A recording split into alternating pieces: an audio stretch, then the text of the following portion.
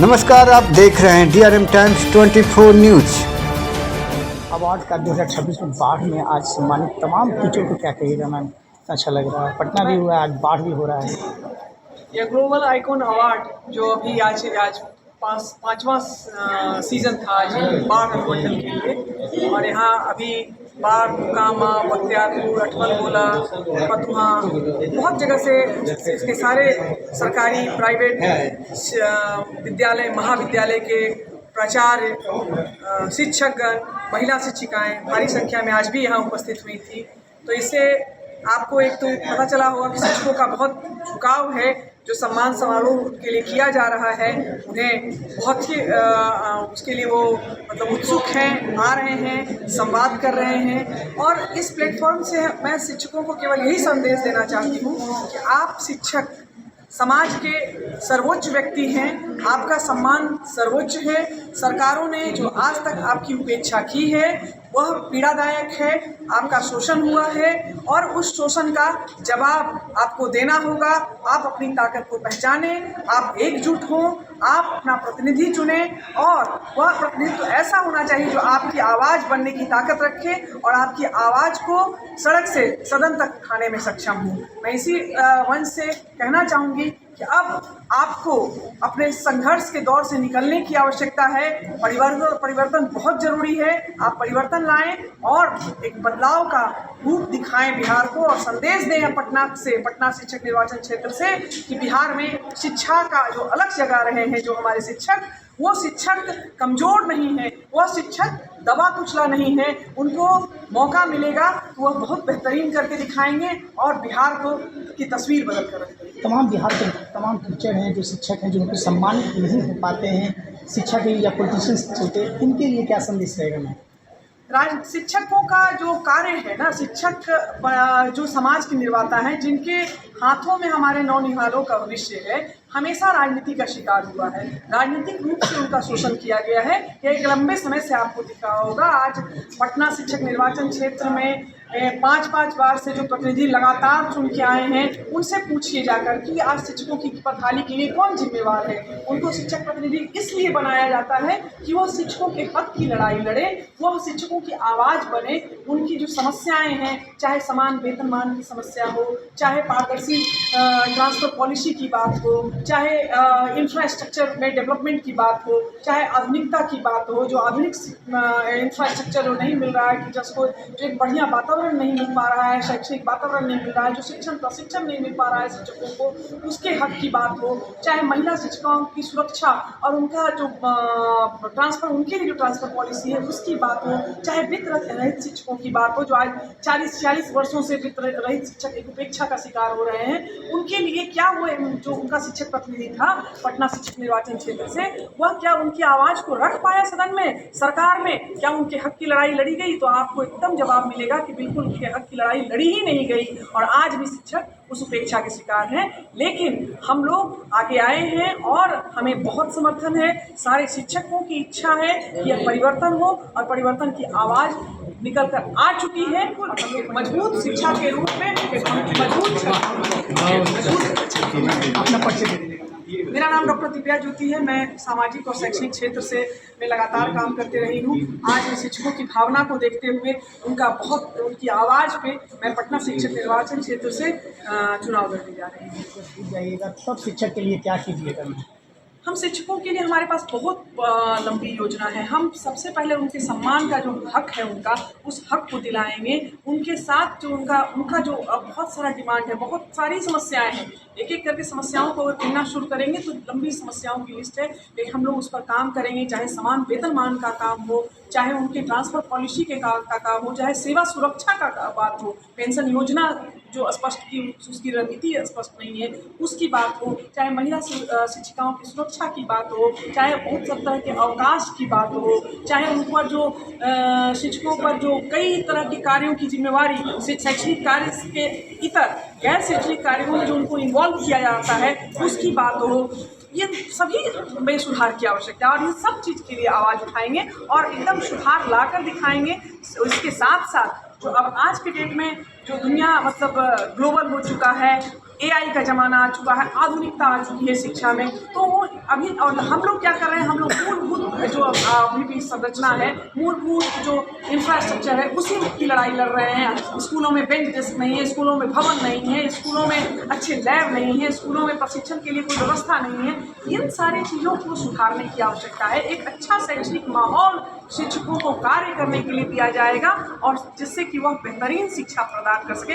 हमारा शिक्षकों के हक की लड़ाई शिक्षा के लिए है, बिहार के भविष्य के लिए, यहाँ के नौनिहालों के भविष्य के लिए है। तो उसकी लड़ाई लड़ी जाएगी जहाँ वहाँ दोनों काम एक साथ होगा। शिक्षा के पूरे इंफ्रास्ट्रक्चर में बेहतरीन सुधार होगा और शिक्षकों के हक इसका अवार्ड सब दिया गया। तो बाढ़ अनुमंडल में तमाम शिक्षक लोग आए हुए थे, सम्मानित हुए, बहुत खुश हुए कि मैम जो रास्ता चुन रही हैं कि आगे बढ़कर शिक्षा के लिए लड़ाई के लिए आगे बढ़ेंगी और हमारा जितना भी परेशानी है शिक्षा विभाग से या वेतन से या बिहार में तमाम ट्रांसफ़र पोस्टिंग हो उसके लिए जो सरकार नहीं कर पा रही, उनके लिए क्या क्या रहेगा सर? देखिए, आप इस ग्लोबल आइकन अवार्ड के सीजन 5 जो पटना जिला के अभी बाढ़ अनुमंडल में आयोजित आज हुआ है, जहाँ आप उपस्थित हुए हैं तमाम मीडिया बंधु और बाढ़ अनुमंडल के हमारे सभी महाविद्यालयों के प्राचार्य, सभी विद्यालयों के आचार्यगण, सभी विद्यालयों के शिक्षक, इसमें आप भी आए, आप बधाई के पात्र हैं, साधुवाद के पात्र हैं। इसमें तमाम लगभग 40 से 50 शिक्षकों ने अपनी राय और शिक्षकों की समस्या को भी रखा। इसका निदान, बहुत सारे निदान हमारे एमएलसी प्रत्याशी डॉक्टर ज्योति जी हैं, इन्होंने बहुत सारे समस्या का समाधान लोगों को बताया कि हम कैसे कैसे करेंगे। इसके बावजूद भी अगर आप समझना चाहते हैं कि क्या समस्या और क्या समाधान, तो मैं बता दूं कि शिक्षकों के ऊपर जो है लगातार सरकार के द्वारा एक तानाशाही रवैया अपनाई जा रही है। लगातार कोई ये नहीं हम कहें कि वर्तमान में और 10 साल और 20 साल लगातार शिक्षकों के साथ तानाशाही रवैया अपनाई जा रही है।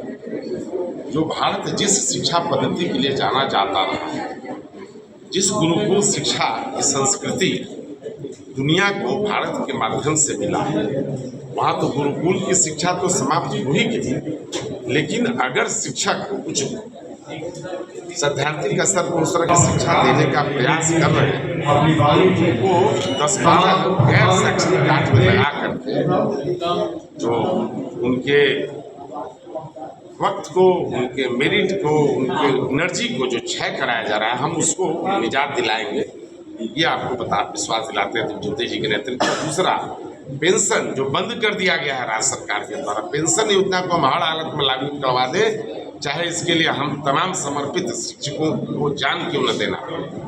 पेंशन योजना तो लागू कराएंगे ही कराएंगे जो इन्होंने बंद किया है। ये बड़ा दुर्भाग्यपूर्ण है। शिक्षक 40 साल 35 साल सेवा देगा समाज को और रिटायर होगा तो क्या करेगा? कुछ नहीं। उसको कम से कम सरकार को ये तय करना पड़ेगा। तीसरा चीज है कि जो वित्त रहित जो कॉलेजेज हैं, वित्त रहित जो स्कूल हैं, उनके शिक्षकों के लिए कोई सरकार के पास संधि कुंगी बहरी सरकार के पास कुछ है ये नहीं है। चूँकि उसका जो भी आवाज़ उठाने वाला है वो तो उसका दलाली कर रहा है, तो होटल माफिया है, शराब माफिया है। उसको होटल पटना सचिवालय के सामने 10 बाई 10 का रूम अलॉट हुआ है और 10,000 स्क्वायर फीट घेर करके वहाँ दिन रात होटल में वहाँ चिकन और चाउमीन बेचने में लगा। उसको क्या मतलब है शिक्षकों से? कोई मतलब नहीं। वो तो दारू बेचता है, वो तो कौन रेस्टोरेंट चलाता है, उसको दारू, उसको इन शिक्षकों से कोई लेना देना नहीं। वर्तमान जो एमएलसी है नवल किशोर यादव, अगर उसको शिक्षकों का दर्द होता तो शिक्षक की लड़ाई करता। शिक्षक की लड़ाई वो 30 साल से लड़ ही नहीं रहे, केवल किसी भी तरह एक प्रकार अब तक जीतने की लड़ाई लड़ते थे, किस तरह से जीत जाते। लेकिन अब जो हमारे जो शिक्षक समाज है वो जग चुका है और अब समझते इस बार उनको पटकनी खानी पड़ेगी और शिक्षक लोगों को करारा जवाब देंगे, चाहे वो पटना जिला के शिक्षक हो, चाहे नवादा जिला के शिक्षक हो, चाहे नालंदा जिला के शिक्षक। मैं आपसे क्वेश्चन बिहार के तमाम जो TRV 4 के जो टीचर हैं उनको अब शिक्षक विभाग के द्वारा और बिहार के जो CM बने हैं जो सम्राट चौधरी हैं, उनके द्वारा अब लाठी मारा जा रहा है, क्योंकि 1,45,000 शिक्षक लोग को बहाली किया गया था, उसमें 1,20,000 को सेलेक्ट किया गया। अभी भी 45,000 जो शिक्षक है अभी तक कोई क्वालिफाई नहीं किया गया है, उनको ज्वाइन नहीं किया गया है, और आवाज़ उठाने पर उनकी लाठियाँ मारी जाती है। आप देखिए, ये सरकार आई यही आश्वासन पर कि हम शिक्षा के क्षेत्र में बहाली लाएंगे और भी कई चीज़ों में बहाली लाएंगे, और बहाली का पद खाली है, पद ऐसा नहीं कि रिक्ति नहीं है, हर स्कूल में रिक्ति है, हर स्कूल में आवश्यकता है, लेकिन वो टाल रही है, टीचरों को बेवकूफ़ बना रही है। टीआर 4 के द्वारा जो भी हमारे अभ्यर्थी जो क्वालिफाई कर चुके हैं, ये उनके साथ अन्याय है, और जब भी वो अपना डिमांड रखते हैं तो उनको लाठी चार्ज करके उनके आवाज़ को दबाने की कोशिश की जाती है। जब तक इनको वोट लेना था तो सभी का वोट लेने के लिए हर तरह का आश्वासन, हर तरह का मैनिफेस्टो का एजेंडा देख लीजिए, उसमें सारा तरह का आश्वासन है, और अभी सरकार बने हुए इतना समय हो गया, लेकिन अब कोई योजना नहीं है। हम लोग को जो शिक्षक जो अभी नियुक्त होने वाले शिक्षक जो क्वालिफाई कर चुके हैं शिक्षक, उनके हक की भी लड़ाई लड़ेंगे, उनकी भी आवाज़ को उठाएंगे, और उनको उनका हक देना होगा। सरकार तो कहे ना, सरकार हमेशा से नफरत के साथ यहाँ की शिक्षा व्यवस्था के साथ शोषण करती आई है, अन्याय करती आई है, इसका जवाब उनको देना पड़ेगा, जनता को जागना पड़ेगा, शिक्षकों को जागना पड़ेगा, और जाकर वो अपने हक की लड़ाई लड़ेंगे। हमें जहाँ भी उनकी लड़ाई के लिए आप शामिल हैं, बिल्कुल लड़ाई साथ एकदम हर पल खड़े हैं, हर उनकी आवाज़ को उठाने का काम करेंगे, उनके साथ कदम से कदम मिलाकर उनके संघर्ष को काम